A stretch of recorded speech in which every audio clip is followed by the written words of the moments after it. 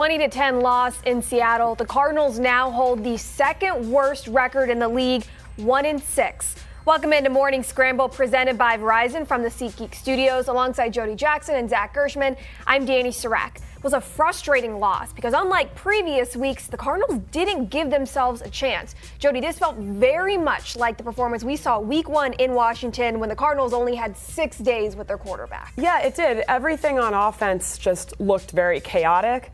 And look, we've gone through some of the numbers. You get 3 turnovers. They were, at times, it looked like Seattle was giving you the game, and you only get 3 points out of that. Again, we saw a second half where they didn't score points, outscored 67-7 in fourth quarters this season.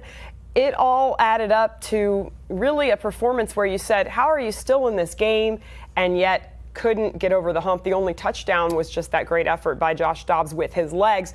But it begs the question, guys, the passing game, it looks like it's regressed. Again, there are times where, Josh Dobbs is making plays with his legs, but as far as anything through the air, it's just not on time. A lot of late throws, a lot of throws that are not accurate. Some passes that maybe should have been caught. It's just, how do you thread that needle right now? That's kind of the question that we're all asking.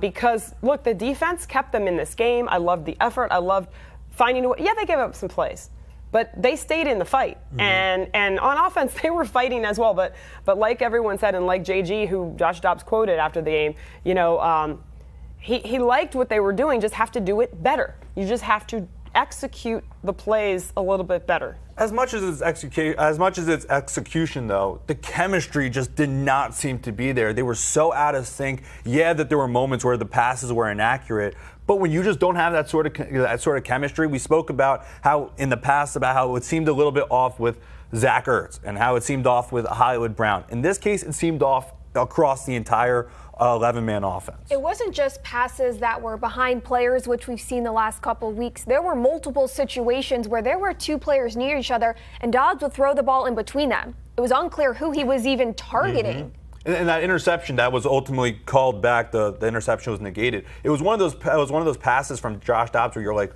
what is exactly the thought process here? That's why I would love to sit down, be a fly on the wall in the film room, and hear what the coaching staff is talking about with this, and with Drew Petzing talking about with Josh Dobbs, because in this case, you were wondering who is he exactly targeting? They were only about 3-4 yards away from each other, the 2 wide receivers were, and he threaded the needle. It just was to Devin Witherspoon. So obviously, fortunately, the penalty forced the interception to be negated. But it was a head-scratching moment. There were multiple head-scratching moments on the offensive side of the ball. Let's take a closer look at the offensive numbers for the Cardinals in their 20-10 loss to the Seattle Seahawks Sunday. 249 total yards, 127 on the ground, 122 in the air, 1 touchdown, 0 turnovers. Josh Dobbs, 19 for 33. No chemistry with his receivers, inconsistent accuracy. Jody, which part of Dobbs' play was most hindering the offense's success? Yeah, it's really hard to pinpoint it because, look, when you have a game like that, while Josh Dobbs is the quarterback and has to take a lot of the blame when he misses throws, it's never really only one guy. It starts up front, and look, this offensive line, at times we've looked and we've said, what a great job they're doing. And, these are guys that haven't played together much. Again, chemistry, Zach, to use your word, that's tough. O-line is important with that. And at times they've overachieved. But look, the last couple of weeks, the pressure's really getting to Josh Dobbs in those passing situations. And I think that's what we saw yesterday. Now, as a quarterback, again, you have to handle that better. That's how quarterbacks, make their money in this league. That's how they you grow from a backup to a starter. When you're under pressure, when you're under duress, when things are going haywire, you find a way to make a play. And I think at the end of the day, Dani, without, really looking at play-by-play what happened on each one, Josh Dobbs has to find a way to make those plays under duress. But I will say the other word that came to my mind was some catastrophic plays on offense, right? So they had momentum when you had the McBride hurdle, you had a nice play there, and then you take a big step back with a snap over the head, and then a missed field goal, and then the fake punt that didn't work, and then the Dobbs to Ertz, that didn't happen on 3rd and 9, I believe it was. So, and as I went out of order, because then that's what precipitated the fake punt. But all of those plays, you just can't have that many catastrophic plays. Everybody makes mistakes. But when you have that many over a game, you see what you saw, which was only 10 points. I think a big part of it, too, is the type of passes that were thrown. There were so many passes that were short of first downs across the board. There were 3 receptions. 21 yards was the longest reception from Hollywood Brown, 19 for Trey McBride, 11 for Michael Wilson. After that, no other receiver had a pass that completed for longer than 10 yards. And when those type of situations happen, when you're struggling in first and second down and third down especially, this team has not been able to get over the hump. And Jonathan Gannon has repeatedly said, in order for us to avoid getting stuck on third down, we have to be stronger on first and second. When you're not throwing the ball further down the field than 9 yards, you're not going to have much success in that category. A slow start for the Cardinals in the first quarter, averaging just 1.7 yards per play. The bright spot was the touchdown. Josh Dobbs, the 25-yard run into the end zone. That entire series was a roller coaster. Dobbs throws the interception in the end zone to Michael Wilson. It's negated by a Seattle roughing the passer penalty. There's a little bit of a dust-up afterwards, and as left tackle DJ Humphries goes to take a Seattle's player's hand out of his face, he ends up making contact with an official, having him disqualified for the game. Arizona was already without their starting offensive line lineup. Left guard Elijah Wilkinson was out with a neck injury. It was Tristan Colon. So now the entire left side is different. You've got Colon in at left guard, Kelvin Beachum went in at left tackle.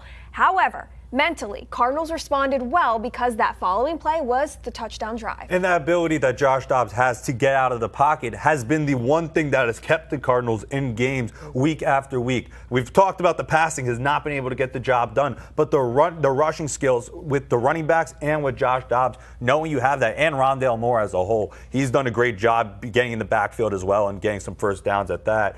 But that ability and the resilience to bounce back after your starting left tackle, your captain, goes out. And the dust up, in the moment, obviously, I think after the fact, I'm sure if the referee was watching it over, the decision might have been a little bit different, but in the moment, call is what the call is. I decided to lose it anyway on X. I'm getting better at not calling it Twitter.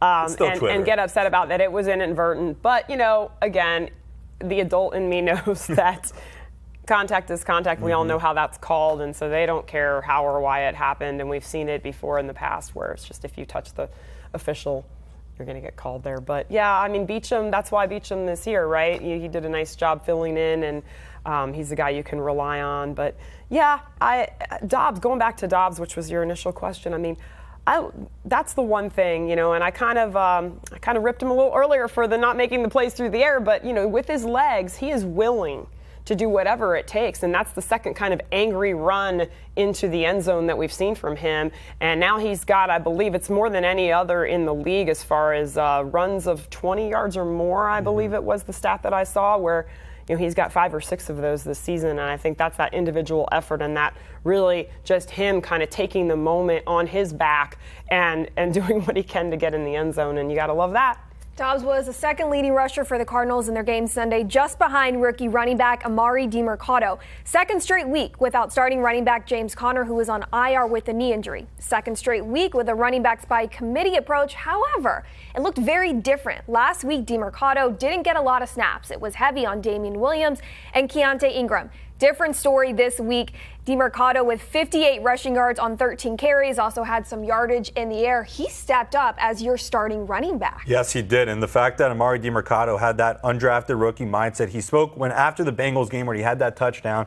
We talked about it. He said how it's that next play mentality, that next man up, that next game mentality to go to his hometown in Los Angeles and Inglewood and not be able to put up the numbers that I think he would have wanted to see. And Jonathan Gannon said that they're going to divvy up the numbers a little bit differently for this one. To see a complete 180 with this one, Damian Williams only gets the one attempt for 2 yards on the ground after having 8 rushes for 30-plus yards last week. To see Amari come in, step up, he played really well, I thought. I thought it was the person I was playing in fantasy had Ingram in there, probably because they got faked out. Last week the storyline was DiMercato was getting picked up, and so it was DiMercato getting all the touches. So just throwing everyone off. But yeah, the coaching staff knows what they're doing, and that they obviously had a plan for Ingram to have success last week and have the reasons for that. They moved to DiMercato this week, and he did really well. Also, I loved the call on 3rd and 7 late in that game. That was a big play where he got 12 yards. Unfortunately, again, they could not continue that drive. But you got to like what you're seeing from Emari Demercado. A lot of heart. And we cannot reiterate enough, though, how much they are really missing James Conner. And I think that is yet another reason why the passing game is broken, Dani. It's hard when you don't have James Conner in there. The production is different. The numbers might look similar enough without Conner. However, the production has definitely fallen off with his absence. Demercado is the best blocker in that running back's room. And when you have an offensive line that was entering the game with some adversity, that came into play as well. My problem with the run game is that your leading rusher Sunday, running back Emari Demercado, quarterback Josh Dobbs, wide receiver Rondale Moore. That's not how it should look. You need production throughout every running back that is out there on the field. And we've talked about in the beginning half of the season, James Conner was getting all the rushes, and anytime Keontae or Emari would get into the game, they would not be able to get any positive yardage. And the trend continues to go, and I'm not sure what the fall off is once you have the backup running backs come in, because whoever's been taking most of the snaps, they've been getting most of the yards. Obviously, that's how it's supposed to work out. But to see Damian Williams go from the type of success he had last week to only one rush for 2 yards, as I previously mentioned, it's confusing because he has the hot hand. He came into it with that momentum, similar to the Bengals game. Emari had the hot hand. He did not get much in the Los Angeles game. Damian Williams went off.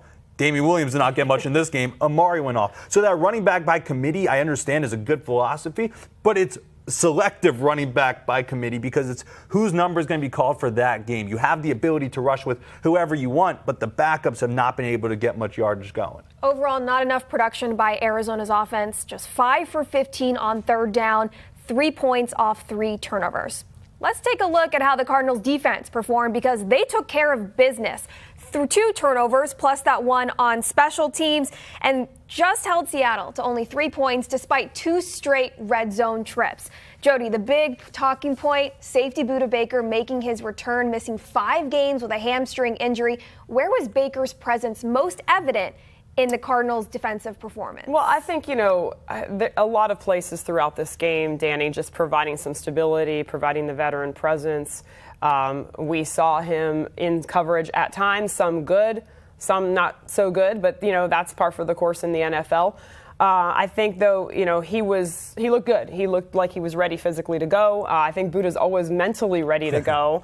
And it's got to be nice for these young guys to have him. It's one thing for him to be on the sideline. It's another thing for him to be in the game and sharing his insights. He's been in all these stadiums. He's been against all of these teams, especially a team like Seattle in the NFC West, that he can share a lot of insights on these guys. But I think it really was, as much as the storyline was Budda coming back, it was the youngsters as well. And you saw a guy like Starling Thomas, I thought was pretty impressive to me. And then we saw Garrett Williams have the interception and play pretty well and play physically. I think going forward, you continue to see, granted it's injuries, and we saw Antonio Hamilton was out, Cottrell Clark was out. So again, precipitated by injury, but shaking things up and trying to see what you have on this roster. Because, you have Budda Baker, you have Jalen Thompson when he comes back. You have to figure out, what other guys are going to contribute.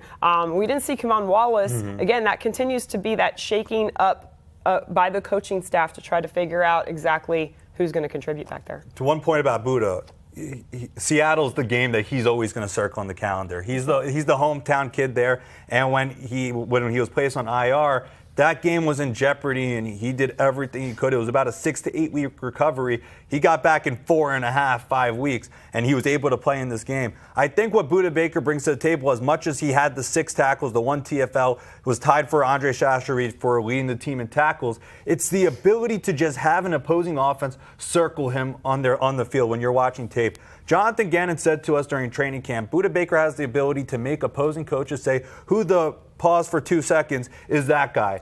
And that's the ability that Budda Baker brings to the table. And it was definitely something that Geno Smith had to be aware of in the backfield.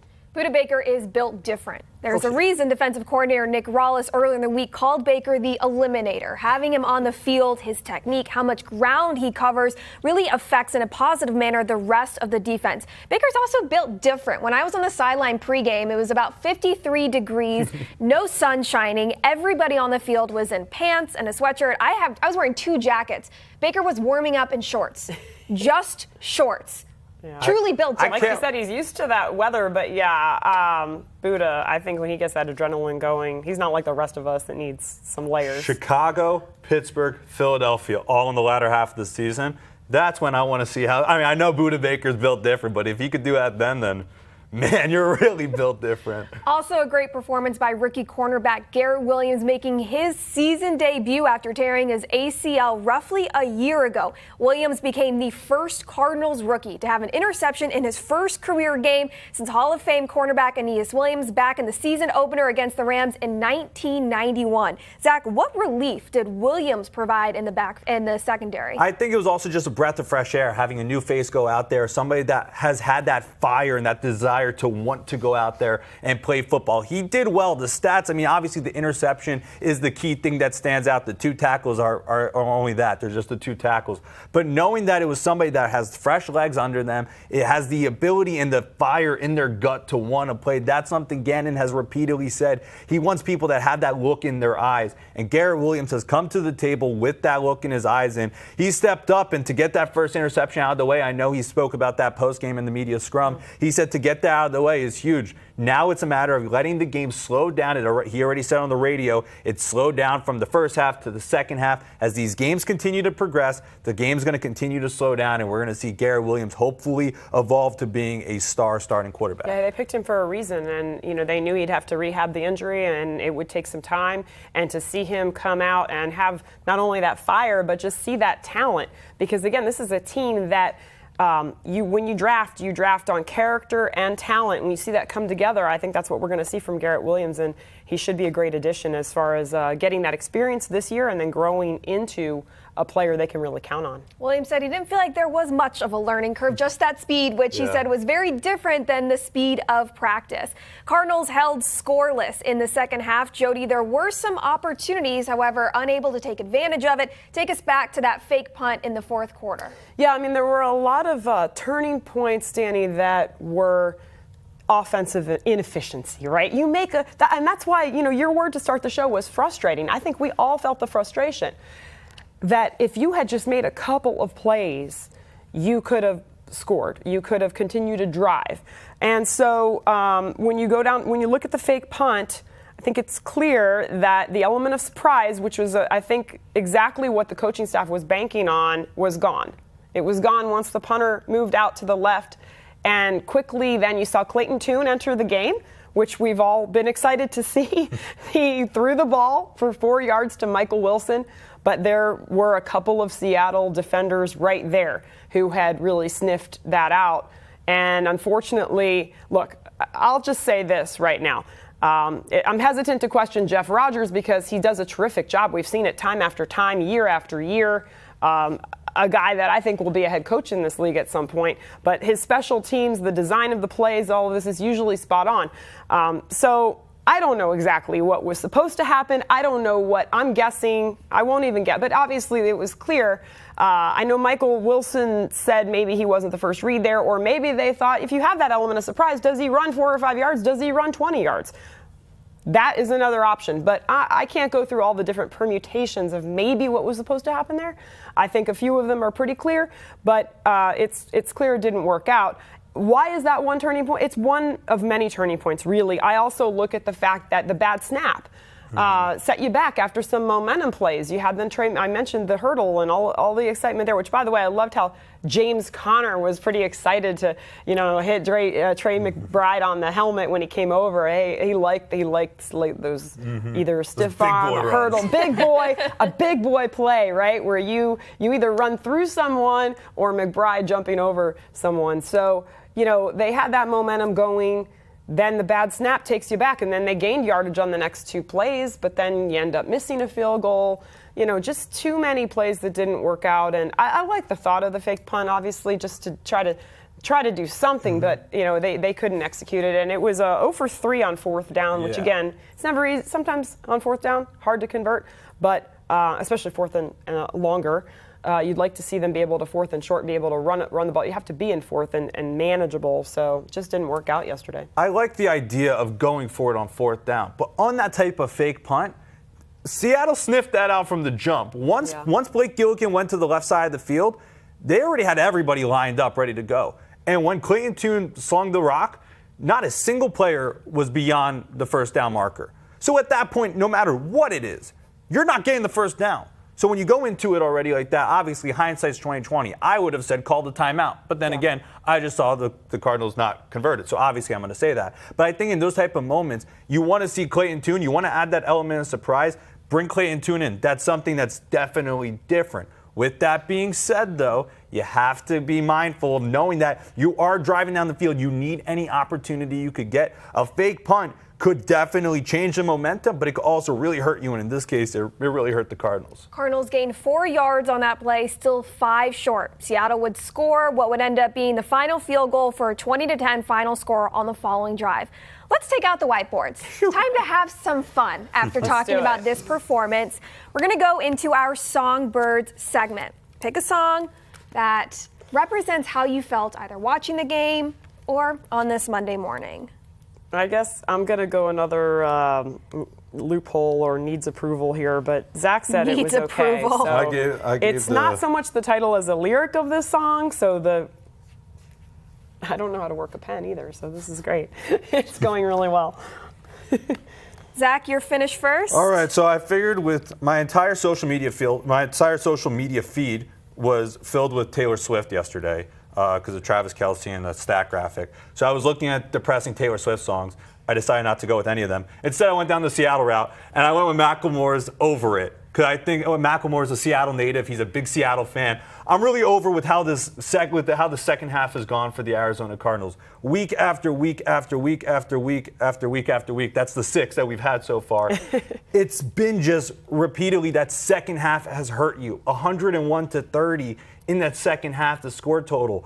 The offense is not able to get anything going once they leave the locker room in the second half. The defense kept the Cardinals in this game this past week, but obviously it still was not enough. You already are down and out. I just think that it's a very frustrating feeling, to get back to the word you used to start off the show. It's frustrating. This team has to figure out a way to turn it around, because you still can turn it around. And that's where the optimism kind of comes in, knowing that you are in every game. But this is the one game where you allowed yourself to really lose this one. You let this game get too far out of hand.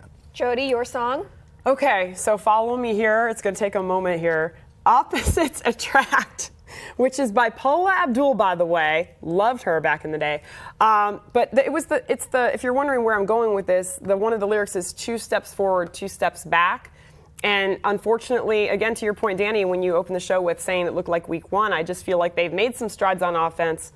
And so that's what was dancing in my head, was the song and the lyrics. But yeah, I know the title is like, whoa, where is that coming from? I definitely don't know that song. Literally Sounds like means salsa, nothing. like 2 steps forward, 2 steps back. I could keep we doing go it. together because opposites attract. Okay, I'll leave it at that. But she was a great dancer too, Paula Abdul. Better than Laker Zach girl just back in the now? day. I like to think That I did was- pretty yeah, good. what- we gotta So keep far that on for- Morning can we Scramble, make a I meme out of that, have. So please? far on Morning Scramble, I have sang. I have now danced. Come on, give me some What's more next? stuff. # Morning Scramble. Give me something to do for next week's You show. are a balanced offense right there. You got it all going. That's what happens. You use the legs, you use the vocal cords, the arms a little bit.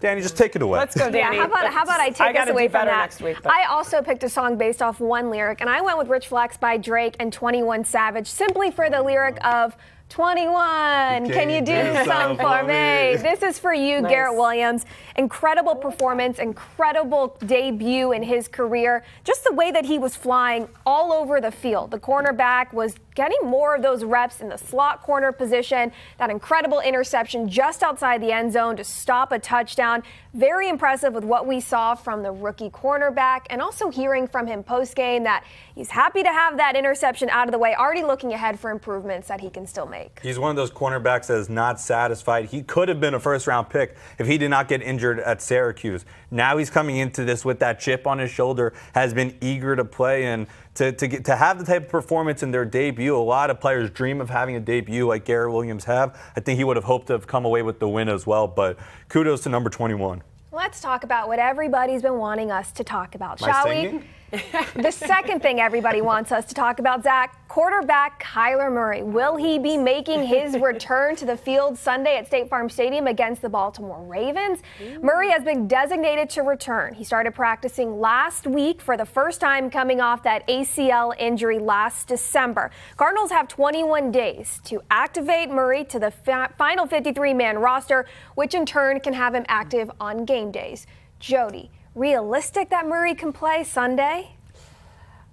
I think it's realistic. I think certainly he could play. Do I think he will play? I don't. I think it is more likely to happen at Cleveland or home against Atlanta. It is home against Atlanta, correct? And I know there have been some media reports pointing more to Atlanta. I honestly think, look, this is the NFL. You got to play anywhere, anybody. So I think if he's ready to go, he'll go. Now, this week, Dani, again, after just 1 week of practice, I think maybe 2 might be better. I know he looked pretty good out there. Passes were zipping around the field, and I think it's exciting. And you're right, no offense, Zach, to your singing and your dancing, but people do want to talk about Kyler Murray.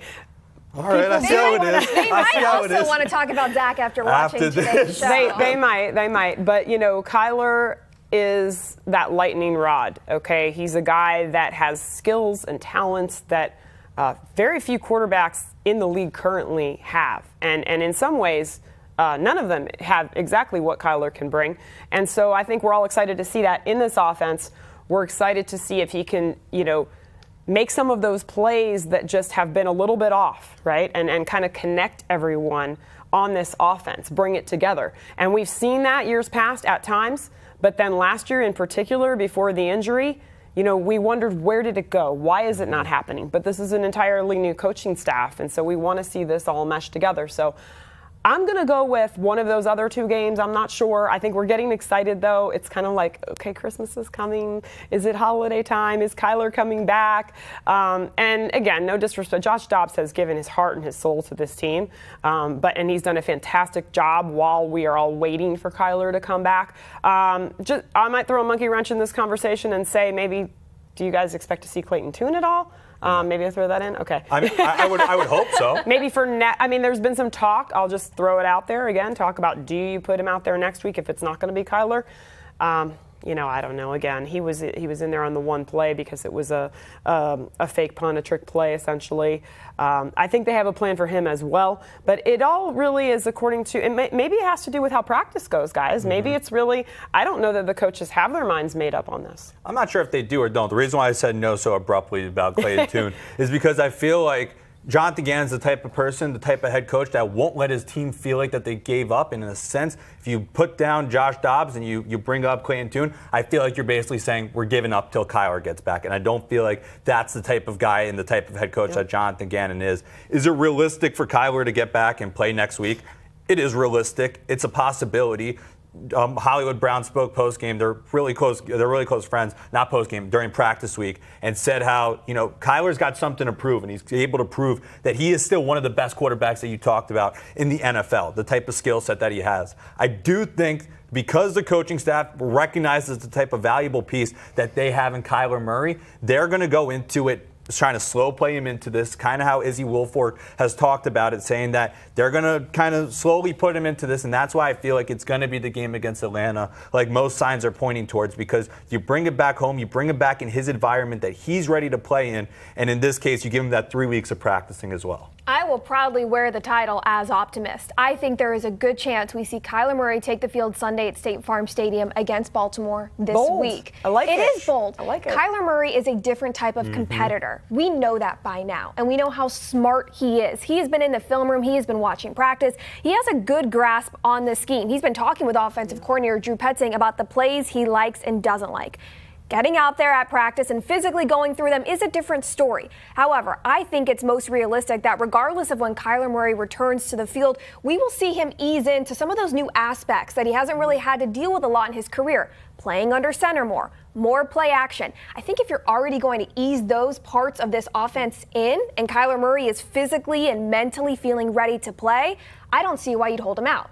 We'll see who's right, if it's me or if it's Jody or Zach moving forward. Whoever it is, do they shock the world? No one expected them to beat the Cowboys. After what the Ravens did this past Sunday, no one's going to expect this. Do they shock the world again? It's going to make Songbirds interesting. Absolutely destroyed the Lions this week. Cardinals host the Ravens Sunday at State Farm Stadium. It's a 1:25 kickoff. We'll have more coverage on azcardinals.com all week long leading up to that matchup. For Jody Jackson and Zach Gershman, I'm Dani Sureck. Thanks so much for joining us here on Morning Scramble. We'll catch y'all right here next week, 10 a.m.